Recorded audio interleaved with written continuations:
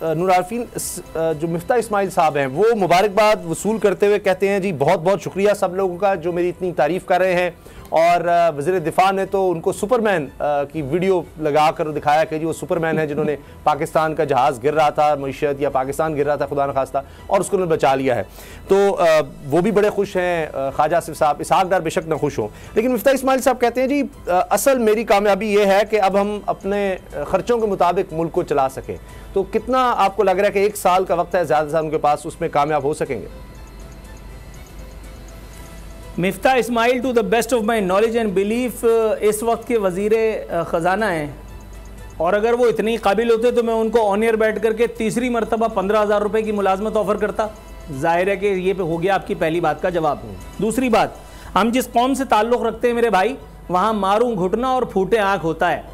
यहाँ कौन कितनी ऊंची आवाज़ से अल्लाह के नाम पे दे बाबा कर सकता है, उस पर हम बगले बजा रहे हैं। उस पर हमारे सोशल मीडिया जिहादी जो हैं वो बगले बजा रहे हैं। इमरान खान साहब कह रहे हैं मैंने 500 करोड़ रुपए जो है उसकी कमिटमेंट हासिल कर ली है। उस पर जो है वो खिलाड़ी तमन्नाई थे इमरान खान साहब को सताइश के लिए।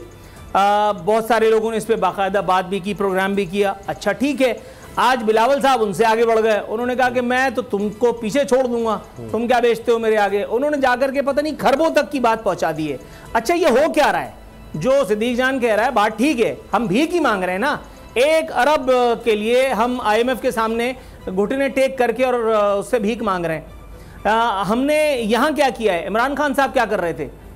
उन्हीं लोगों से हम दोबारा, अच्छा सितम ज़रीफ़ी देखिए कि ये वो सारे वही लोग हैं। अनफॉर्चुनेटली अब मुझे वो PTI वाला कह देगा कोई कि मैं PTI के नज़रिए को आगे बढ़ा रहा हूँ। यार वो लोग जो मुल्क से बाहर बैठे हैं, नेशनल एक्सचेकर में कंट्रीब्यूट करते हैं, आपके पास जब आफत आती है तो आप उनके आगे फिर हाथ फैला देते हो।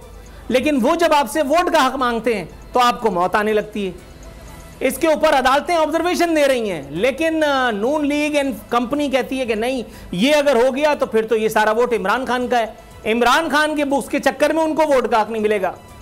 आपको इमरान खान ही की जरूरत पड़ती है कि इमरान खान आकर के आपकी मदद करे। दूसरी तरफ बिलावल साहब अपनी बुलंद बांग आवाज से जो है वो पैसे मांगते हैं। इन सब पैसों के मांगने से होगा क्या?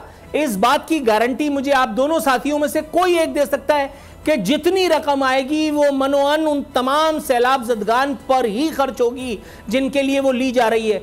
खुदाए वाहिद की इज्जत और आबरू की कसम, दुनिया हमें जितने पैसे देगी, मेरा ईमान है कि उसमें से 80-90% हराम खाने में खर्च हो जाएगा। ये मेरा ईमान है, ये मेरा ईमान है, ये इस देश की तारीख है, ये इन जमहूरी सियासी और गैर सियासी डाकुओं का ट्रैक रिकॉर्ड है जिसके बाद मैं इतनी आवाज में चीखता हूं। मेरा दिमाग नहीं खराब है, मेरा दिमाग नहीं खराब है। लेकिन भाई इस मसले का हल ये नहीं है। सैलाब अगली मर्तबा फिर आएगा, तब क्या करोगे? तब क्या करोगे? आपको कोई ना कोई ऑल्टरनेट पे जाना होगा। ये PDA में, ये NDA में, ये आपको सिर्फ प्रेस रिलीजेस जारी कर करके बचाएगा।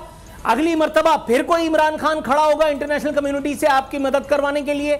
अगली मर्तबा फिर कोई बिलावल। यार कभी जल्जला आता है तुम लोग भीख मांगना शुरू कर देते हो, कभी सैलाब आता है तुम लोग जाकर के आलमी बरादरी के सामने और हाँपने लग जाते हो। कोई खुदा का खौफ करो यार, कोई खुदा का खौफ करो। किससे फरियाद करें, किससे मुंसिफी चाहें? एक बार फिर नंबर 1 सब्सक्राइब करें और बेल दबाएं ताकि कोई खबर रह न जाए।